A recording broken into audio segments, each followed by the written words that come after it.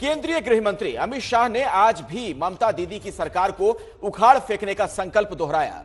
आज दिन भर वो कई कार्यक्रमों में गए, बंगाली अस्मिता की बात की, लेफ्ट की सत्ता को याद दिलाया और जब मौजूदा ममता सरकार पर हमला करने की बारी आई तो जोरदार प्रहार किया। भ्रष्टाचार, बंगाल का विकास, भविष्य का सपना, सब कुछ अमित शाह ने इन सब मसले पर बात की। पश्चिम बंगाल के लोगों को बताया कि अगर बीजेपी को उन्होंने चुना तो आने वाले दिनों में किस तरह से बंगाल की तस्वीर बदल जाएगी। बंगाल अपना पुराना गौरव वापस पाएगा। दीदी के खिलाफ हमले में सबसे ज्यादा जोर टीएमसी सरकार के भ्रष्टाचार पर ही रहा।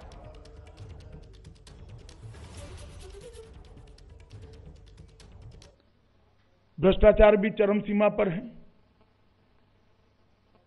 साइक्लोन के राहत का जो पैसा देना होता है, भारत सरकार जो भेजती है, उसमें भी सत्ताधारी दल ने अपने कार्यकर्ताओं का उपयोग कर कर बेफाम भ्रष्टाचार किया।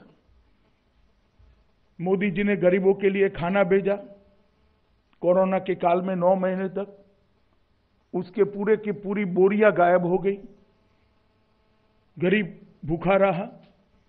इसकी जिम्मेदारी किसकी है? क्या सत्ता में है उनकी नहीं है? हाईकोर्ट ने दखल करनी पड़ती है, सीएजी के स्पेशल ऑडिट के लिए ऑर्डर करने पड़ते हैं। और क्या डर है सीएजी के ऑडिट से? क्यों इसके खिलाफ सुप्रीम कोर्ट में जाना पड़ता है? अगर कोई चोरी नहीं हुई है तो कहना चाहिए हम सीएजी के ऑडिट के ऑर्डर का स्वागत करते हैं। क्यों भागा जा रहा है सीएजी के ऑर्डर से? इसलिए भागा जा रहा है कि भ्रष्टाचार हुआ है। जहां तक कृषि का सवाल है, मोदी जी ने देश के लगभग 10 करोड़ किसानों को 95,000 करोड़ रुपया की सहायता विगत 1.5 साल के अंदर दी है। 10 करोड़ किसानों को 95,000 करोड़ की सहायता बंगाल के एक भी किसान को नहीं मिली, क्योंकि वो सूची ही ममता दीदी नहीं भेजती है।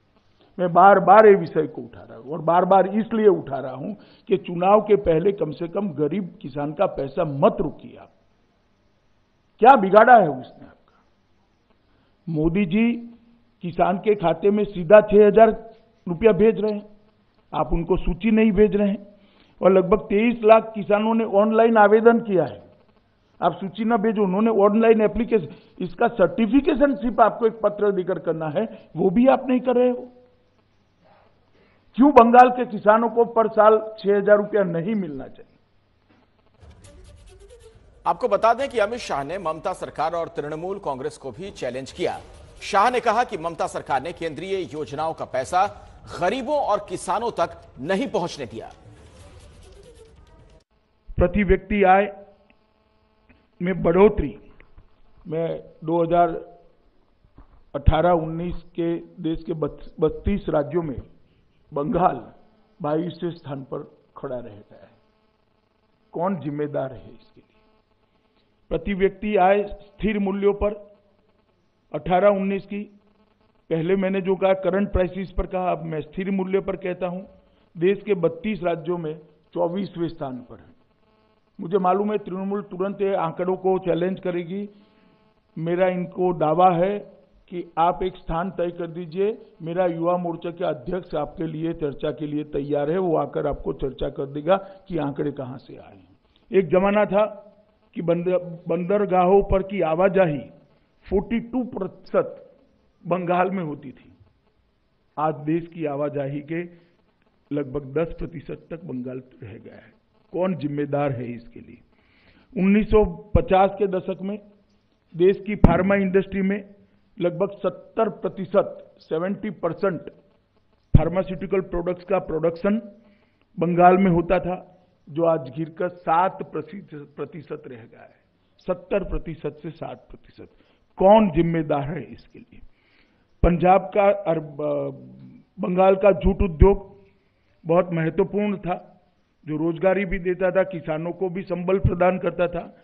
जूट उद्योग भी आज बहुत सारी जूट मिलें बंद है और कागज पर चल रही है। इसके लिए कौन जिम्मेदार है, मैं इसको पूछना चाहता हूं। अमित शाह ने पश्चिम बंगाल में बीजेपी के चुनावी कैंपेन में नया जोश भर दिया। आज बीरभूम जिले के बोलपुर में उन्होंने रोड शो भी किया। हजारों की संख्या में लोग इस रोड शो में मौजूद थे।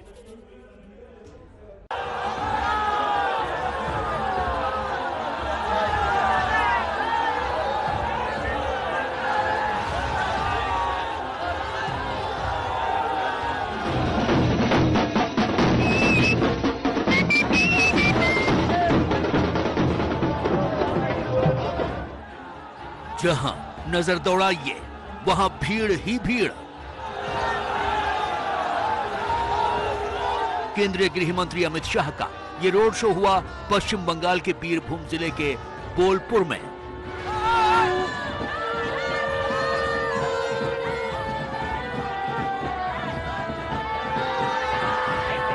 खास तरह से सजाए गए वाहन में सवार अमित शाह रोड शो पर निकले तो फजा ही बदल गई।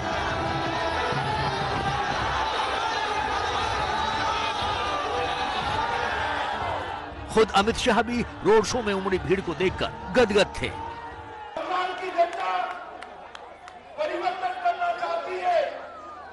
ये परिवर्तन कोई एक व्यक्ति मुख्यमंत्री बदलने का परिवर्तन नहीं है। तृणमूल कांग्रेस की सरकार की जगह भारतीय जनता पार्टी की सरकार बनाने की कवायद नहीं है। ये परिवर्तन जो होने जा रहा है बंगाल में, ये बंगाल के विकास के लिए परिवर्तन है, बंगाल को आगे बढ़ाना। ये जो परिवर्तन है वो परिवर्तन बांग्लादेश से जो घुसपैठ होती है वो घुसपैठ को रोकने के लिए। ये परिवर्तन है वो परिवर्तन राजनीतिक हिंसा को समाप्त करने के लिए परिवर्तन है। ये जो परिवर्तन है, ये परिवर्तन, ये जो टोल टैक्स लिया जाता है उसको करने के लिए, ये टोलाबाजी बंद करने के लिए परिवर्तन है। और ये परिवर्तन है भतीजे की दादागिरी समाप्त करने का। ये रोड शो हनुमान मंदिर स्टेडियम रोड से बोलपुर सर्कल तक गया। हालांकि ये करीब 1 किलोमीटर की दूरी तक ही रोड शो था, लेकिन इतनी भीड़ थी कि इतना फासला तय करने में काफी वक्त लग गया।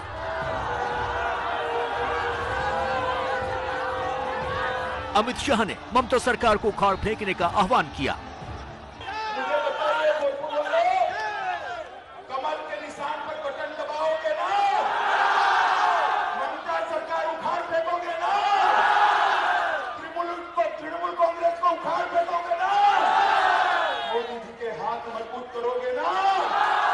तो मेरे साथ दोनों हाथ उठाइए, विजय के विश्वास की मुट्ठी पीछे और प्रचंड आवाज से बोलिए, भारत माता की, भारत माता की, भारत माता की।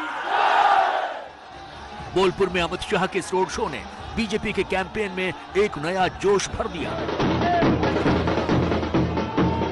रोड शो के ही दौरान अमित शाह ने एबीपी न्यूज से भी बात की।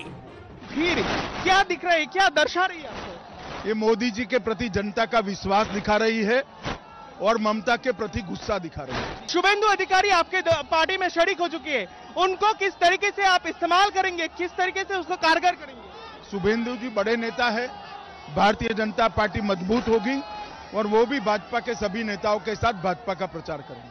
बहुत जनता में उत्साह है, किलोमीटरों तक लोग खड़े हैं। मेरा सर आखिरी सवाल आपसे कि बहुत से तृणमूल के नेता आपके पार्टी में शरीक हो रहे हैं, इस बीच बाबुल सुप्रियो का जितेंद्र तिवारी को लेकर जो वक्तव्य है, क्या ये पार्टी के खिलाफ है?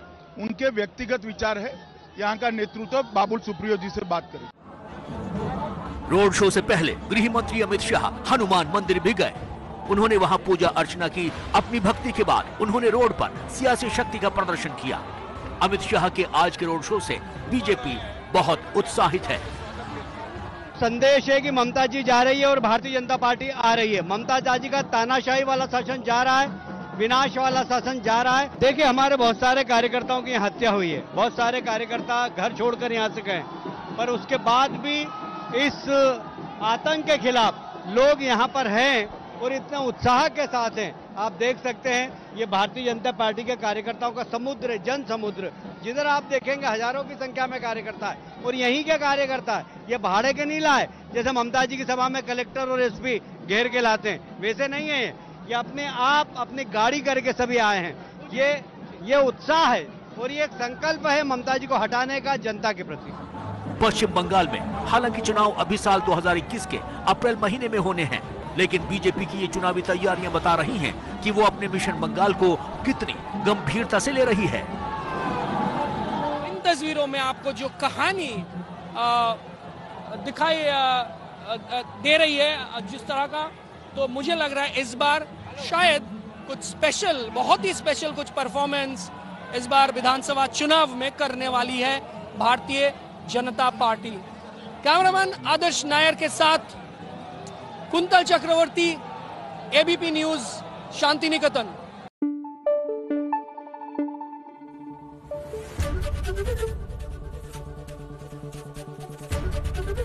एबीपी न्यूज आपको रखे आगे।